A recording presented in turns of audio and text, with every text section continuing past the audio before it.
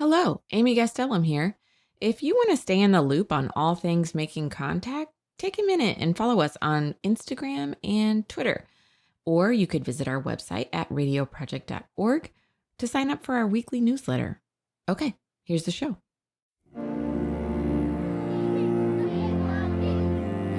Our system is in too many ways broken. The way we see the world shapes the way that we treat it. This is Making Contact.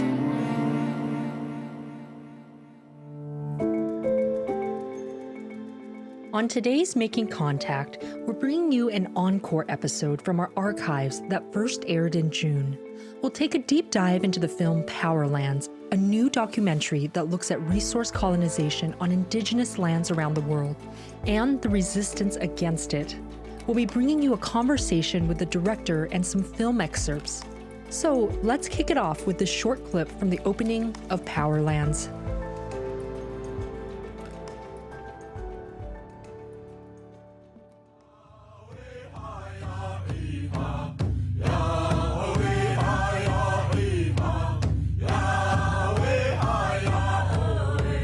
My name is Ivey Camille Manybeads Tso, and this is Diné, also known as the Navajo Nation. My family can trace our history to 85 generations with this land. I began working on this film to document our community's struggle against resource colonization. Along the way, I found that we are not alone. This is a story of Indigenous people protecting and rebuilding. Multinational corporations like Glencore, Peabody, and BHP have been extracting hundreds of billions of dollars in profit. It is happening in nearly every country on Earth. First came colonization. Now corporations are stealing the resources from under our feet. This extraction is global, but so is our resistance.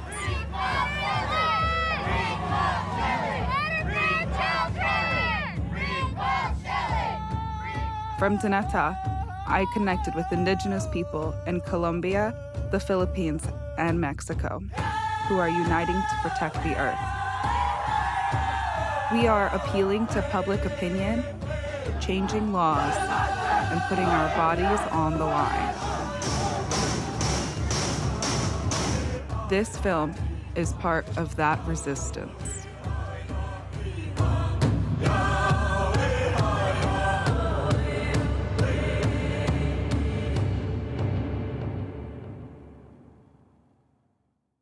You just heard an excerpt from the documentary Powerlands. The director is Ivey Camille Manybeads Tso, an award-winning queer Diné filmmaker. We're so glad to have you on Making Contact today. Thank you for joining us. Thank you for having me. I'm super excited to be here. Yeah, so just to start us off, could you introduce yourself and just say a little bit about what you do?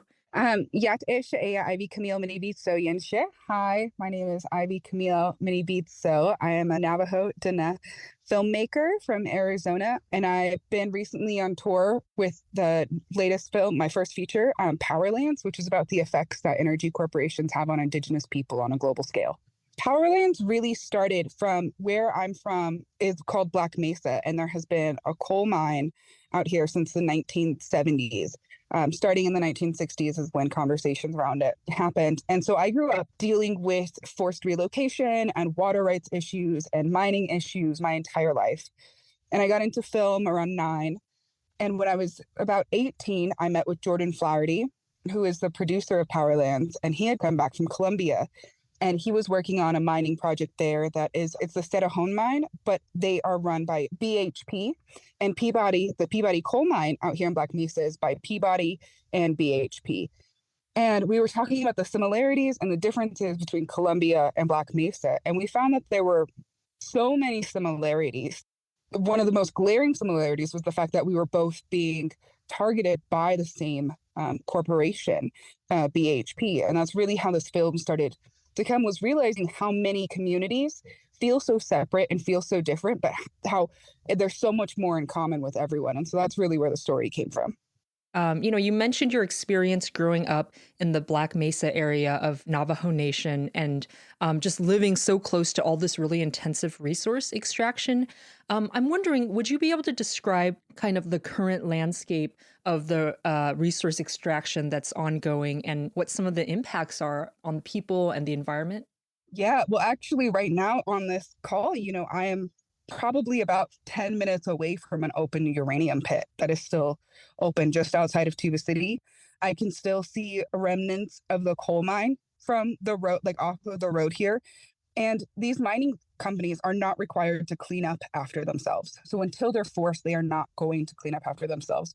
So we have these giant trucks and giant pipes and like huge, I don't even know how to describe them. They're like 60, 70 feet in the air, just gigantic tubes that used to slurry coal and water. And they're just still littering the land. They're going to be out there until they either disintegrate or the company is forced accountable to hold them up. Peabody Energy filed for bankruptcy in 2016, but it kept operating. Through the bankruptcy filing, they were allowed to mine any pre-mined coal for the next 30 years. And that's still being extracted, technically, even though they cut down on any jobs that were done by locals are all completely gone. And that was probably the only benefit that a small few amount of folks in this area ever got. And that's completely gone. But we still have to deal with their pipes, and we still have to deal with their tubes and their trucks. And even the entire landscape has changed. This mine at one point in time was so large, you could see it from space. And all they did was just push dirt onto it. So these beautiful natural hills and valleys and crevices that used to be up there with these, like painted colors are completely gone. And they're flat with just like little lumps with short plant growth. So we're seeing a massive difference in this region. And it's not just from coal mining. Fracking is happening nearby, so you can feel the oil slick in the water. Again, the uranium pits, so our cancer rates are really high. We have really high birth problem rates. And there's even currently several tests happening across Navajo Nation to see what happens to folks who live or are exposed to this much radiation. Do you see these ongoing projects as a continuation of, the project of colonization in this country? It is a part of genocide that has not stopped happening within this country. We are not allowed to dictate our healthcare systems. We are not allowed to dictate our education systems. We are not allowed to dictate our own police systems. And all of these are meant to be essentially just a non-active form of genocide, where it's essentially just ongoing, where we are put in very desolate, isolated areas with limited resources, limited capability to like higher education, to bring more things onto the reservation to help ourselves. It doesn't mean that we don't do it. We are still actively doing it. And that's, I think, a testament more to us as people across the entire world, is the fact that all Indigenous people are still actively forced up against with this like idea of genocide, and we are actively fighting against it and are still surviving and are still able to keep parts of our culture alive and are still really helping ourselves, because our culture is based in community and our community is what's keeping us going. Here's another excerpt from the film Powerlands. We'll hear from Gerald and Dwayne Blackrock, who are resisting relocation.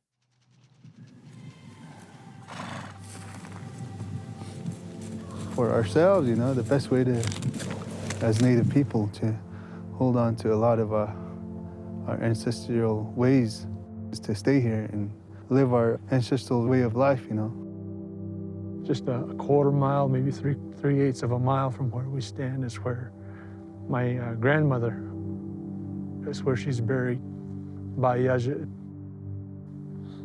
We still go to that place for strength, for guidance. This place will always be a part of our lives. This is who we are, and this is the only place we want to be.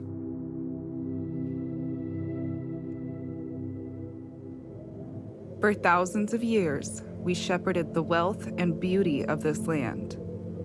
Before colonization, we lived in balance with nature.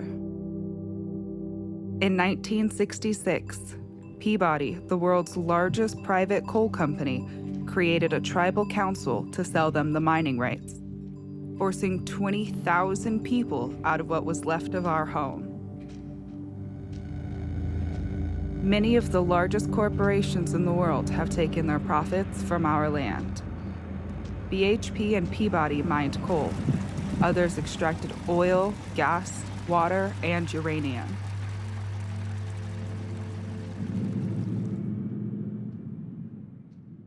Large energy companies continue to be a major driving force behind land theft from indigenous communities. Decades ago, corporations eyed Navajo and Hopi reservation lands that were rich in oil, coal, and uranium. And the federal government backed them, creating tribal councils to lease the land to these oil and mineral companies at very lucrative terms. In 1974, the Navajo Hopi Land Settlement Act abruptly partitioned lands that had been shared in northern Arizona. Tens of thousands of Navajo people were suddenly on the wrong side of the partition line and were forcibly removed, all for the sake of extracting resources and profits for energy and mining corporations. You know, there's so much information in this film, it's just jam-packed.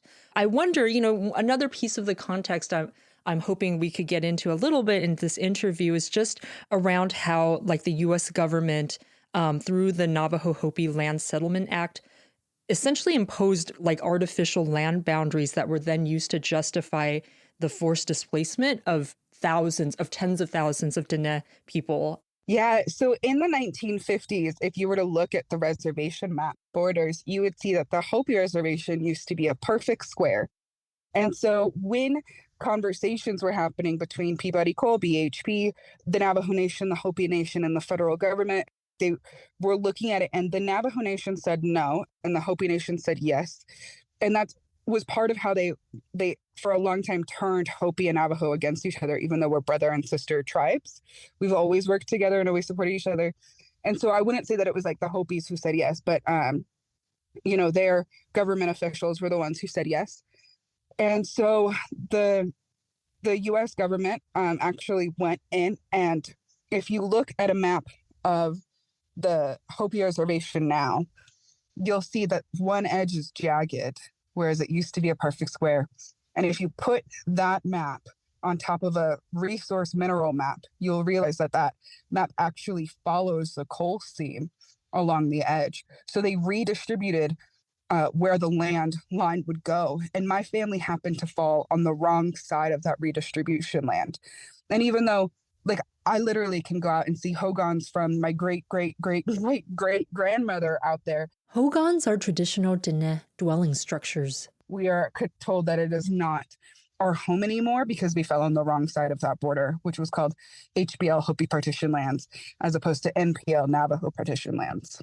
But actually, the U.S. government also created the Navajo and Hopi tribal councils, right?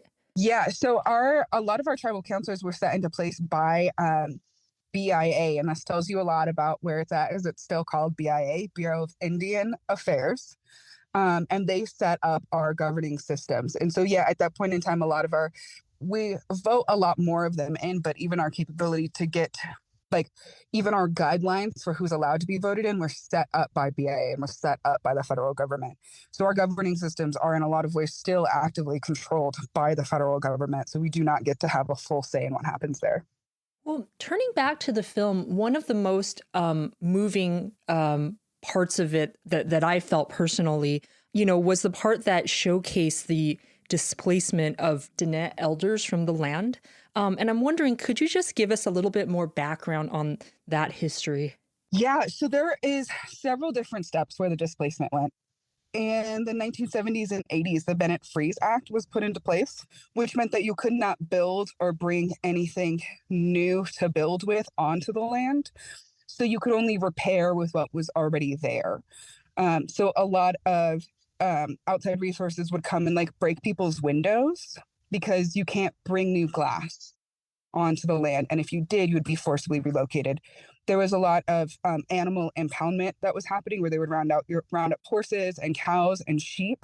And in doing so, when they were rounded up, you would have to buy them back after being rounded up. And for sheep, it would be somewhere between $100 to $300 per sheep. Cows, it could be between $500 and $1,000 per cow just to get back your own livestock.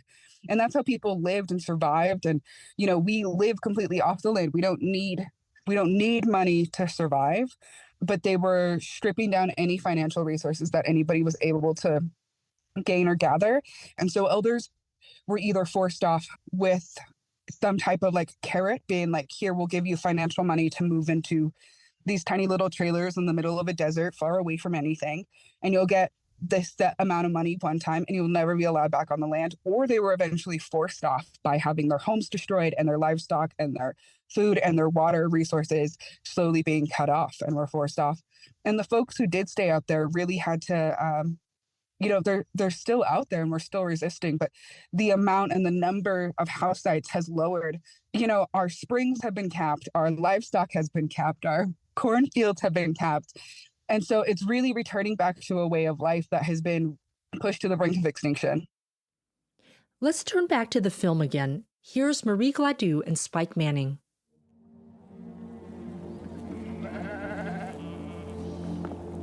For a long time, people were terrorized with livestock impoundments, having their livestock being forcibly taken away. And of course, that's traumatic for people, They've done things where they've brought big trailers out here and have literally, forced people into their homes, with guns. And for someone to point guns at elders and tell them to back up, and for them to just come in here and take what's theirs, it's just not right. And it really hurts that people do that, We as the people need to just go back to, this is what I mean, go back to some of these things that our own families used to do.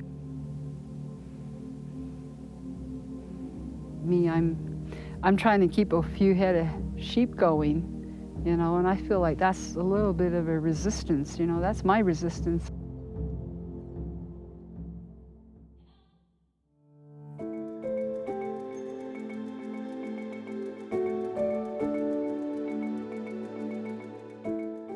We're jumping in to remind you that you're listening to Making Contact. This is a special Encore episode from our archives that first aired in June. Let us know what you think at radioproject.org. Okay, now back to the show.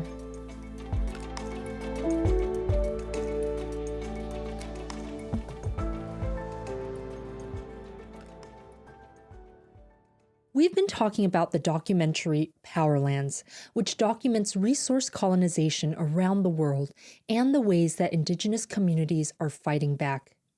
Part of the film features younger Diné people who are coming to reclaim the land, including members of the group Indigenous Youth for Cultural Survival. Here's a clip where they're joined by activists Kim Smith and Makai Lewis. Younger generations are returning to Diné, building unity and resistance.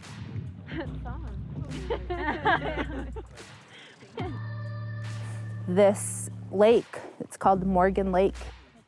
It was built to cool down the power plant, which is one of the dirtiest coal-fired power plants in the country. They've extracted uranium, they extract oil and gas by fracking, they extract coal. All around there's this resource colonization, this resource extraction. An average person in Phoenix uses about 200 gallons per day as far as domestic use, and a person in Big Mountain, they use about 12 gallons a day. Corporations and dirty politicians, they're all about money. They want money, money, money, money. I'd like for these guys to have them try to eat money, and see what happens to them. Have them drink oil or drink water that's contaminated with oil, I don't think they're gonna last. In the excerpt the listeners just heard, the film, introduces us to a few of the members of the newer generation of activists. So is there a movement to kind of return to this place and continue to cultivate cultural traditions? Yes, there is a lot. The youth that you saw in the film are still actively doing work out on the land to make it. We're seeing my own aunties and uncles are out there building up cornfields. And then my cousins who are having babies, we're making sure to take them out to the land. They're learning how to live off of it. Um, and then it's even, you have to have a large community source, because if there's one elder out there, you have to have the younger folks around, make sure to go check on them, make sure they're okay. They're sometimes 2 hours away from a paved road, which is another hour away from the nearest hospital. And so that could be 3 hours before someone could get medical care. So you need to make sure that everyone's really working together and having a solid community base. And that's what you see happening. And definitely it's happened my entire life, but we're seeing more and more of that come back with other members of the community coming back and buying like the general store, and bringing in more community events such as like bike repair classes happening. And it's really beautiful to see so many people returning back, flocking back, bringing back new teachings and old teachings that may have been lost for a period of time. Yeah, and so the film takes us to other Indigenous communities around the world as well. So Colombia, which you mentioned, in Mexico, and the Philippines. Could you say more about how these struggles are connected? And I'm just wondering, did anything like surprise you in the process of learning more about these other struggles? Yeah. So I think one of the big things was we actually reached out to like 15 or 20 different communities. So there are 5 communities featured in the film across 3 different continents, but we really reached out to places who actively wanted to be there. We had this whole series of accountability to make sure that the film, beginning to end, was not extractive in any way or exploitive, because that's been a huge problem within my community, and I didn't want to perpetuate that in other communities. So we really reached out to so many places, and everyone who actively participated in the film is who made it to the final and the end part of it.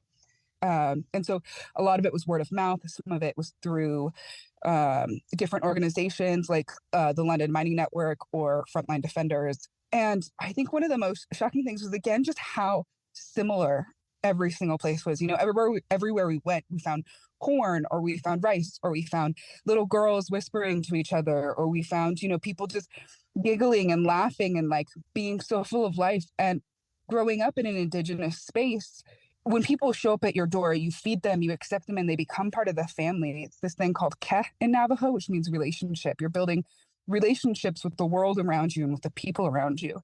And everywhere we went, that was exactly how it was. And I think that was the most shocking, especially when you go into, Western society or colonial society here in the States. You often find that everything's separated by fences, and it's like, well, this is my property and you have to keep that on your property. And there's all these set lines about like that separate all of us. But in every single place that we went, everywhere with Indigenous ideology being at the forefront, it was immediately like, open the doors, come on inside, let's feed you, tell me about your grandparents, I'll tell you about my grandparents. How are we going to stay friends forever? Wow. Yeah, that sounds like such a powerful and connective experience to have. And I guess sort of related to that is, just this question of why do you think it's important specifically for Indigenous media makers to be telling these stories? One is, growing up in these spaces, how we interact with each other is a little bit different. There are certain social norms that in Western society are very common. For example, on the res, it's actually pretty rude to look people in the eye when you're talking to them here on Navajo Nation. But, within Western society, you look people in the eye when you're talking to them. And so you can even tell in my style of filming that I'm allowing people to not look us in the eye. We're allowing people to have that done while still putting it in a perspective where they're still framed as like, truth tellers. Because a lot of times in media, when people look around a lot, it's framed that they're lying. But within our culture, that's how you're polite. That's how you show respect. And so there are little things that if you aren't from that culture, you're not going to be able to show correctly. So people come to my Nellie's house, to my grandmother's house, and, they'll see barrels full of water and they think it means that we're poor or we're all these other things. But it's like, we have to haul water because we don't have running water. But we also opt to not have running water. This is our way of life. This is how we live. This is how we show respect to the earth, is by being not wasteful with our water. We're still very clean. We still keep everything up to date. We tend to recycle everything ourselves. We stretch everything ourselves, and other people will come and see it as poor, and they show this poverty porn. And that's not how I see the world. And so going into these other communities, I wanted to show just like the vibrancy of the colors that they wear, how proud they are of the food that they make you. Like, it was all of those little moments. And I think that's why it's so important for Indigenous people to tell specifically Indigenous stories, because we're the only ones who can tell them accurately or correctly and give you a lens and a perspective that you wouldn't get if you went out on your own. Well, Ivey Camille, I feel like I could talk to you for hours about this, but I do think we need to wrap up. And so my last question to you is just around, what's the impact you're hoping to make with this film, and what do you want people to watch your film to get out of it? And also, how can you talk about how like you see this film as also part of the resistance? Yeah, I think this film is part of the resistance because one form of resistance is art. And this film is art, even though it's a documentary. This is, my form of art. This is how I see the world. This is how I can share it with people, tell you a little bit of my story, and then also tell other people's stories. So I think it's actively a part of resistance. It's also a part of education. It's kind of a how-to guide on various forms of resistance. It's also a reminder to other Indigenous people, like, you are not alone. We are here. I would love to see more like intercontinental, communication and grouping. And we're seeing so much of that happening.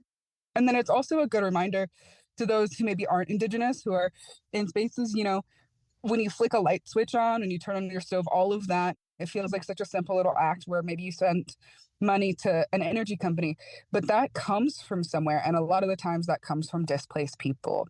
And so what can you do in your own backyard? Who in your own community can you help? And if you've never had access to another point of view, if you've only grown up with, the Western or colonial ideas, here is a new form. And a lot of it is like, I was taught we are shepherds of the earth. We were put here for the betterment of the earth. The earth is not here for the betterment of us. We work in 3 generations. So you need to make the world better, but you're not making it better for you. You're not even making it better for your kids. You're not making it better for your grandkids. You're making it better for your great-grandchildren. Well, thank you so much for your time and for joining us on the show. Ivey Camille Manybeads Tso is an award-winning queer Diné filmmaker and the director of the film Powerlands. We're so grateful to have been able to have this conversation. Oh, thank you so much for having me. Yeah, I'm so glad we could do this.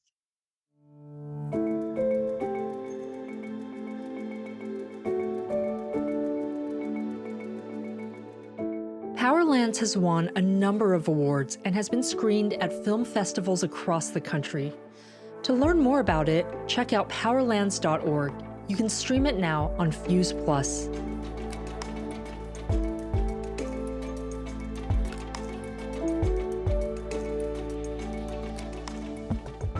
And that does it for today's show. If you'd like more information, visit us at radioproject.org or find us on social media. We're at making_contact on Twitter, and on Instagram, we're Making Contact Radio Project. If you have any thoughts about today's episode, drop us a line. We'd love to hear from you. I'm Lucy Kang. Thanks for listening to Making Contact.